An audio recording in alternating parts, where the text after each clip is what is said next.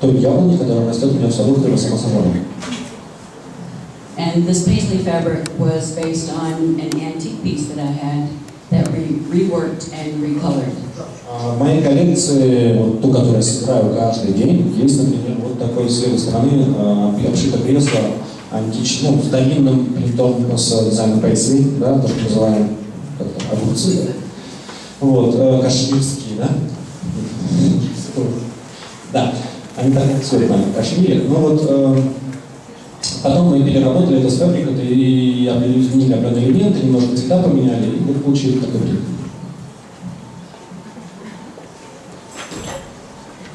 And I like using fabrics for not just decorating for curtains and furniture, but for making tablecloths and napkins and all sorts of things for entertaining. Для меня текстиль — это ключевая вещь в интерьере, поэтому я никогда не замыкаюсь, я хочу его больше, больше и больше, чтобы это был не только декор окна и покрывало. Очень важно, например, это оформление стола. И здесь классный, яркий, интересный текстиль в виде скатерти, в виде салфеток, в виде просто какого-то дополнительного декора, может быть, инсталляции, очень важно для меня. Поэтому я в рекламной кампании, по крайней мере, использовал много текстиля, который создала для оформления стола.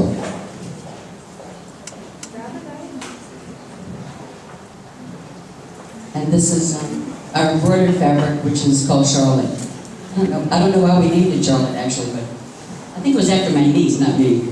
Я не знаю, почему ткань называется Шарлотт, может, потому что из моей племянницы. Вот, ну, вот такой, вот придумалась мне по племяннице такая вещь. I think we ran out of names, maybe. Да, не знаю, может, я больше не знаю. These are two of our more successful fabrics, or more, let's say, violet. Это две ткани, которые стали больше бестселлером в коллекции. I think it's one of the most successful. The paisley. And I always, you have to name all your fabrics after something, and so I decided I would name them all after famous women explorers. Когда ты создаешь коллекцию, всегда вопрос, как ты будешь называть тот или иной паттерн, да? Мы часто стремимся, что иногда там в разных коллекциях мы находим одинаковые имена каталогов там, или коллекций. Мой принцип был создания этой коллекции, я назвала все паттерны в честь женщин-исследователей. Это книги этих женщин. Because I think that other women are a great source of inspiration, and sometimes we forget that the person sitting next to us can be the one that might inspire us most in our life. So all these women that have gone before us are the ones that I've named the fabrics after.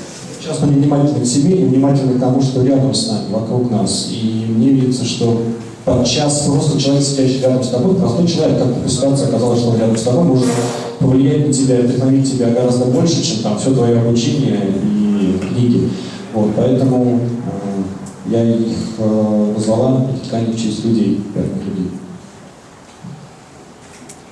So like I said, I really don't go anywhere without my camera and a little notebook that I have all my important measurements in, and a tape measure, always in my pocketbook. То, что всегда в моей сумочке, это вот эти предметы на фотографии, фотоаппарат, записная книжка и рулетка. Я в Питере уже проверил, рулетки сейчас в сумке нет. Always working. Всегда со мной.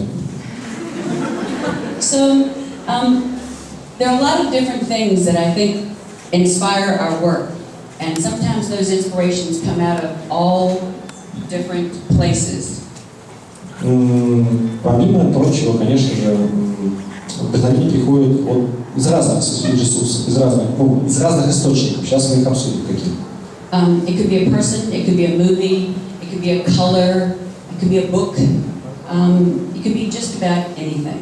Это не однопорядковые вещи всегда. Это может быть цвет, какой-то цвет, от которого играет весь интерьер. Это может быть человек, это может быть кино, это может быть предмет искусства, от которого был выстроен весь интерьер, и который вдохновил весь интерьер, или там интерьер определенных комнат, помещений.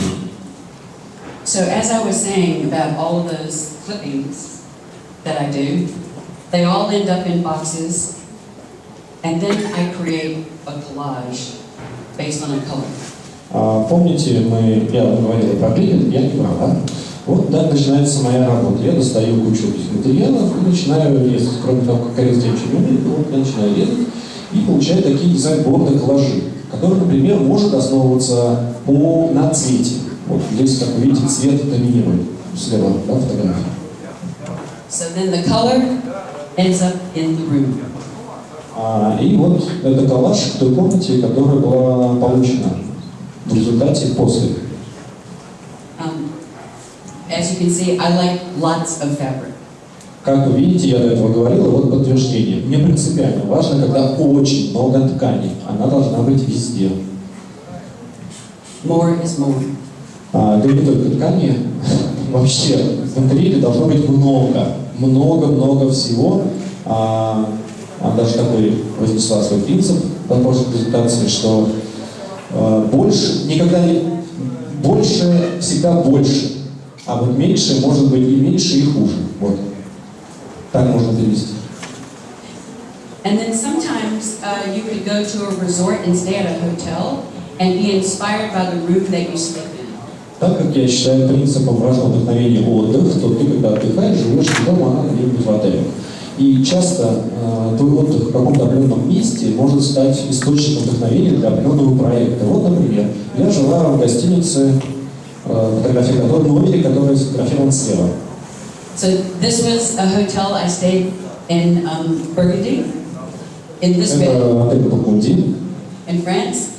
Then I made the same bed for myself. Во Франции я один раз переночевал в таком отеле. Потрясающе красивый исторический отель. И это все вдохновило меня сделать такую же кровать себе. And then the client saw the bed, and then she wanted one. Когда одна из моих клиенток увидела фотографии моей спальни, она сказала, я хочу себе ровно такую же. Ну, по дизайну и по форме. Цвет может отличаться, как на ней. И теперь это просто чуть ли не в каждом проекте такое решение у меня встречается для моих клиентов. So, in this case, this was a house being built. Not built yet. Not built yet. Not built yet. А когда я приступала к проекту декора вот этого дома, его даже еще не существовало. And I called the client one day and said, I found a painting for your family room. Еще дома нету, мы обсуждаем проект, и я говорю, знаете, я уже нашла, почти купила картину, которая полностью подойдет для вашей family room. Окей, для гостиной. And she said, well, we don't have a scheme yet. Он сказал, подождите, у нас же еще планировки нет, мы вообще еще не обсуждали, что где у нас будет и как все будет. I said, the scheme is in the painting. Я сказала, у нас все зашифровано в картине, уже там все есть. И это действительно это правда. Полностью весь интерьер, его расположение, оформление, подборка всех отделочных материалов внутри этой комнаты была отстроена от этой картины, которую мы купили. So first, the client must trust you. Ну, я работаю по такому принципу, клиент все-таки должен верить тому, с кем он работает, иначе ему нужен другой дизайн. And then you better make a beautiful room. И только в том случае, если он верит,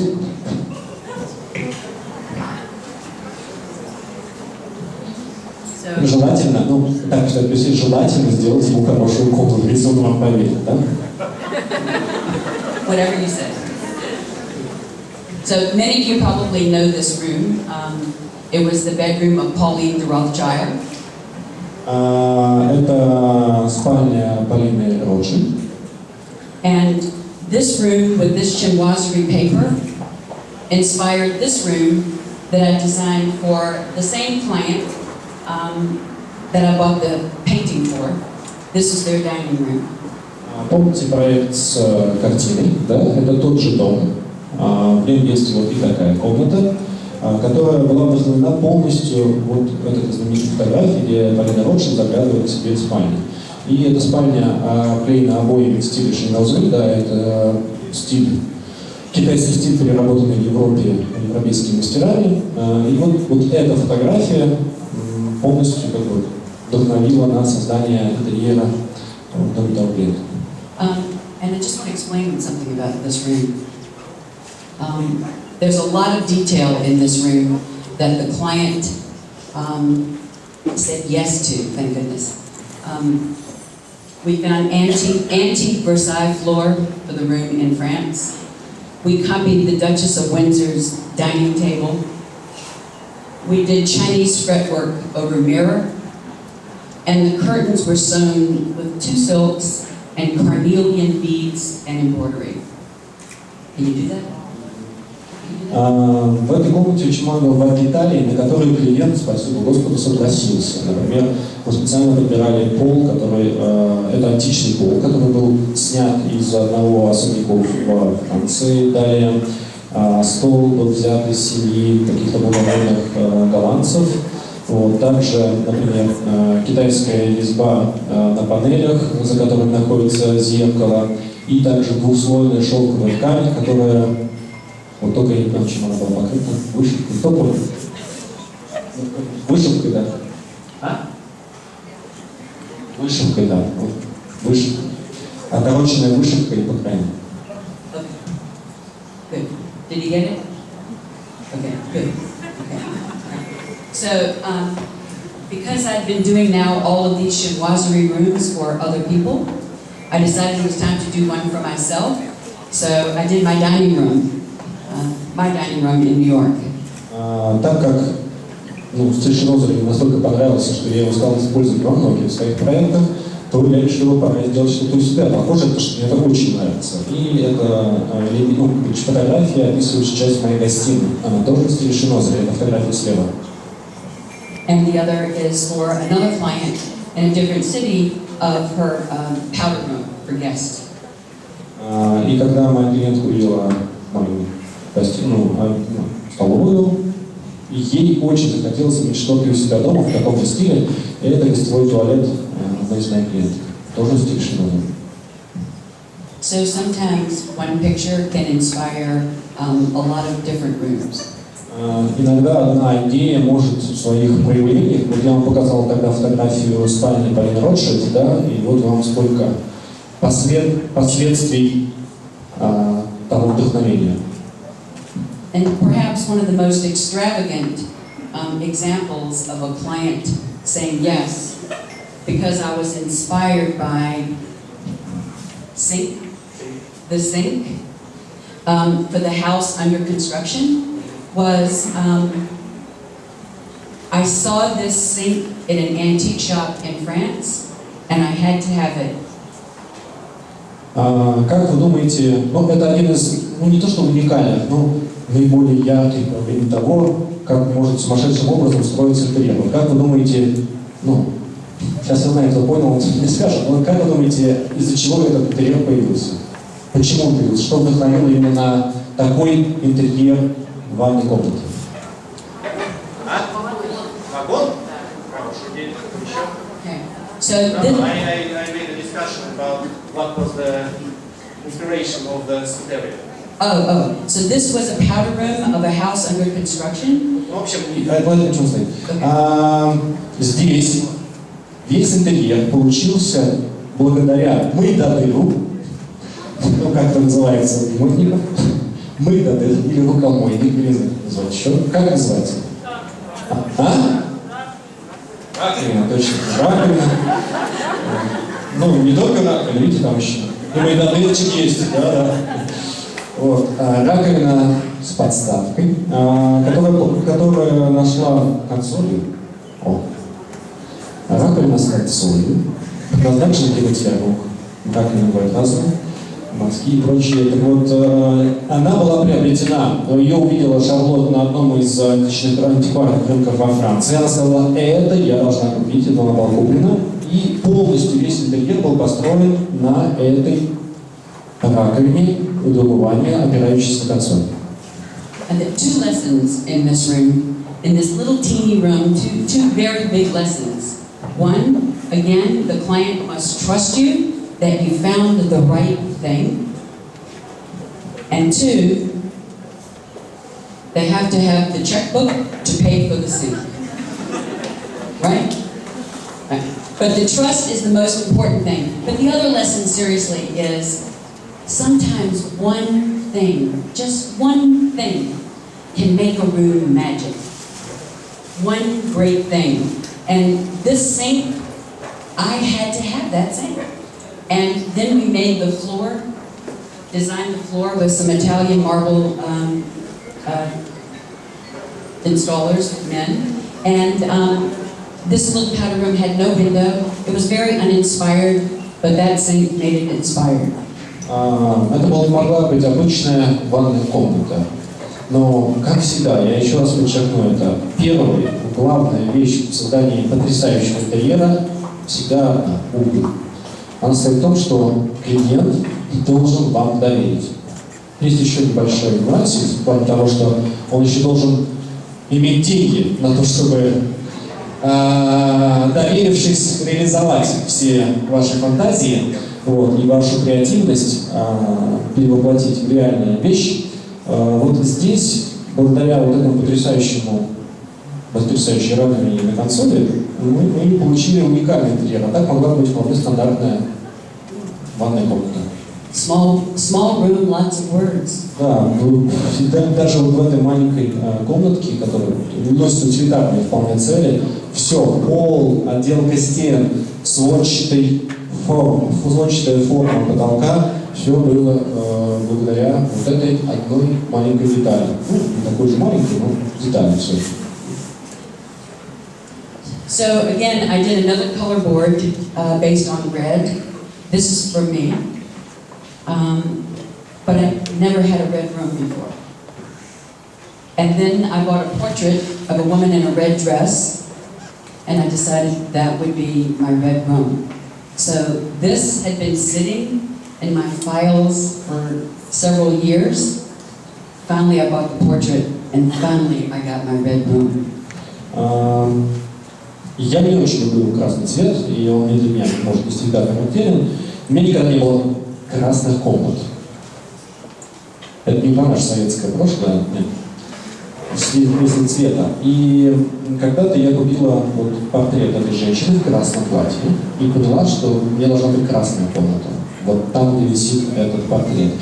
И я создала борд, который вы видите слева, который описывал вот то, что получилось.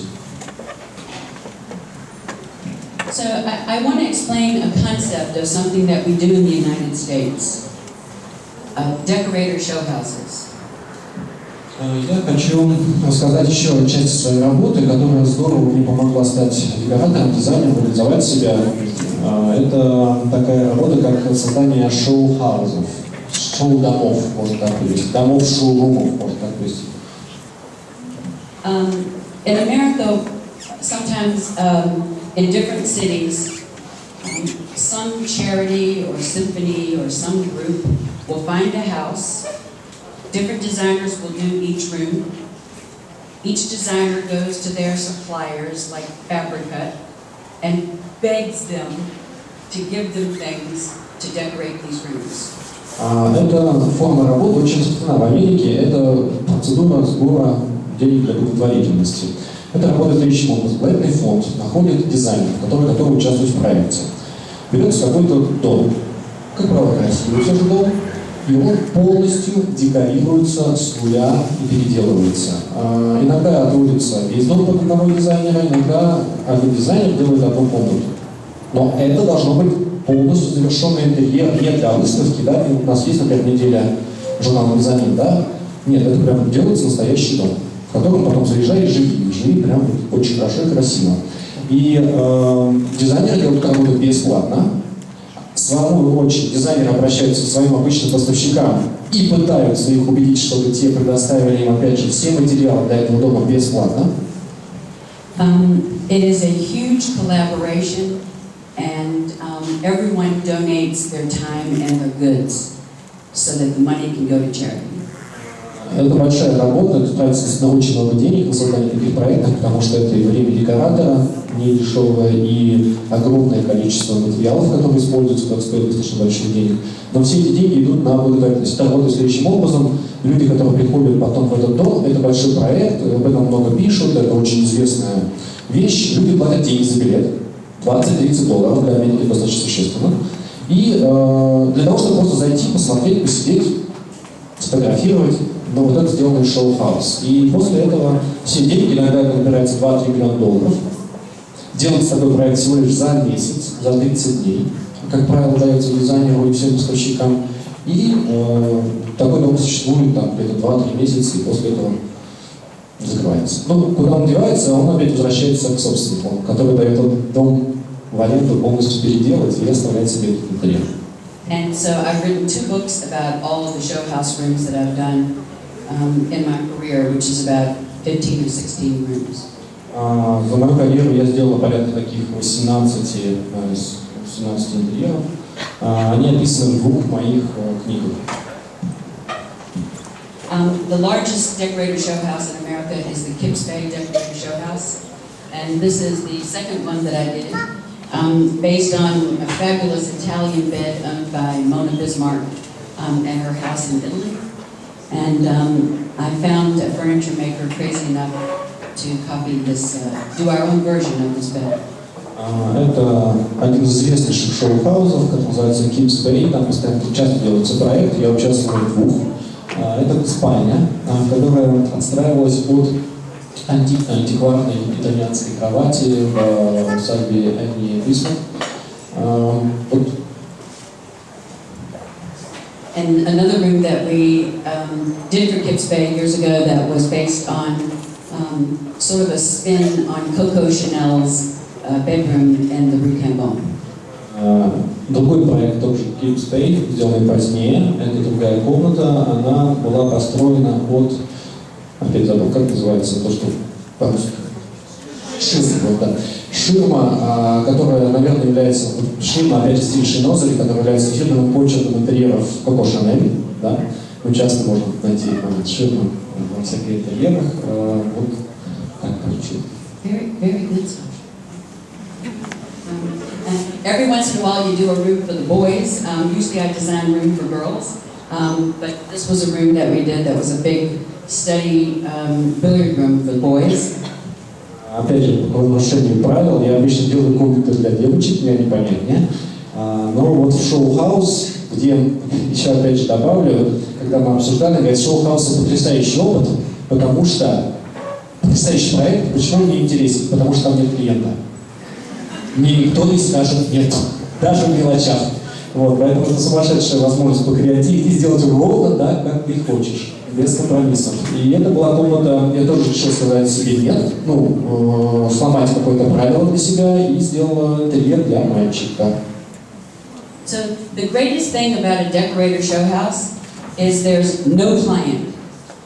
Я только что не перевел. And you can do whatever you want. You can make up your client, and you have to dream a space about a fictitious person. И у вас есть возможность, вы не имеете клиента, у вас есть возможность нафантазировать своего идеального клиента. Не только с точки зрения того, что он согласен на все, а с точки зрения того человека, чей образ вас наиболее вдохновляет. Человека, для которого вы хотите что-то сделать, вы его чувствуете, вы живете им и создаете ровный интерьер, в котором он был бы счастлив. Nobody says, I don't like that color. Nobody says it costs too much money. You just do what you want. Right here. Да, даже поставщик в этом проекте не смеет мне сказать, это слишком дорого, или этот цвет не очень. Вот. Только я решаю, что я здесь делаю. This room is actually inspired by Pauline de Rothschild, who you saw in a previous slide, and you're going to see again in another slide, because we put the bed in the middle of the room, which Pauline was famous for, her bed floating in the middle of the room, and so this was our dedication to Pauline. Помните, опять же, стиль Шинозери и интерьер Pauline de Rothschild, да, указанные фотографии, опять же, оно вдохновило создание вот такой спальни в шоу-хаус.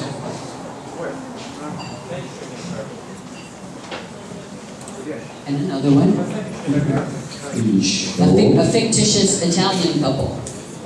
Здесь у меня была семья итальянских благородных людей, вот, которые получили вот такую итальянскую спальню, предыдущий слайд.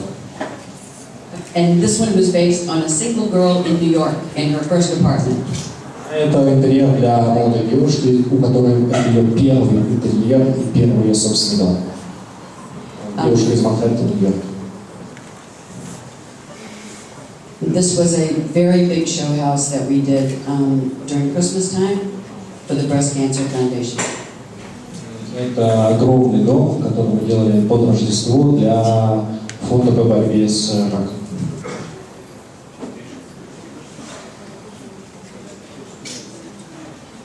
And this is the one I think I probably like the most, because I always found that all the rooms I did, for the most part for women, were intended to be places to escape.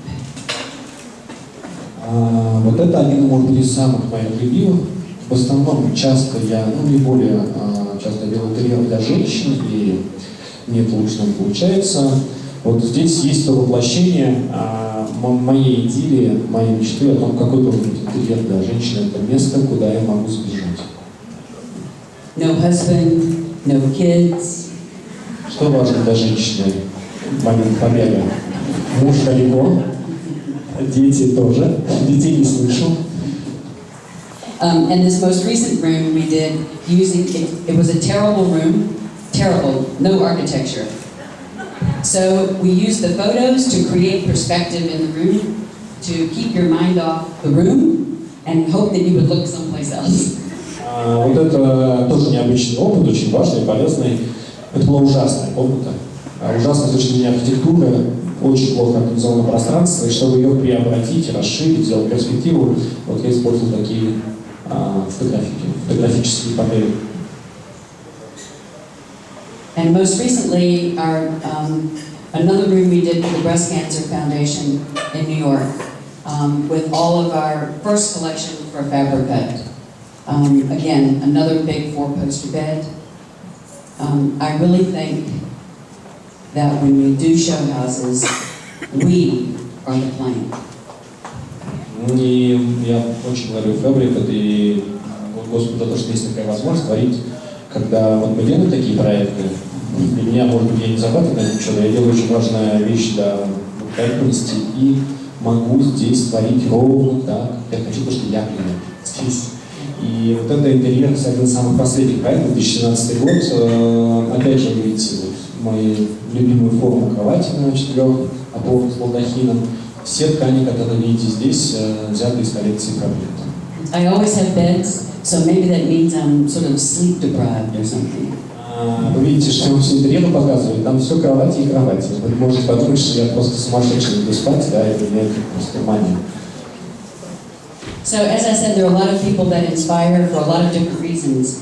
One, the American architect Louis Kahn, I think, was incredible inspiration because he took a very ordinary material like concrete and created the Salk Institute in California and created architecture that really, I think, speaks as much today as when it was built. Есть люди, которые, конечно же, вдохновляют. Есть некие учителя, можно так о них говорить. Люди, которые оказывают влияние. Вот для меня в искусстве, в архитектуре это архитектор американский Луи Кан. Для меня его свойство, что меня потрясает в нем, это то, что он делает очень простые и примитивные, казалось бы, вещи, но в этой простоте зашита сумасшедшая сложность и потрясающая гармония. Это один из научных институтов в Калифорнии. People always thinking out of the box, thinking about how to take something very ordinary and make it extraordinary. Потрясающее, наверное, свойство таланта дизайнера, если это есть, это превращение простых вещей в удивительные вещи, необычные вещи. И, например, как вы думаете, из чего это сделано? Like Frank Gehry, the American architect, who made furniture out of cardboard. Да, правильно. Это архитектор, американский дизайнер Фрэнк Герри, который делает мебель из прессованного картона, который используется в процессе переработки, то есть берется картон. And French designer Philippe Starck, who took a Louis XV chair and made it out of lucite. Ну, один пример, наверное, так, классический. Boy, это вы тоже все знаете, когда дизайнер Филипп Старк взял стул Луи какого-то вот, и сделал из него абсолютно современную вещь, хотя форма взята предельно классическая. Wish I thought of that. Wish I thought of that. And the Italian jewelry designer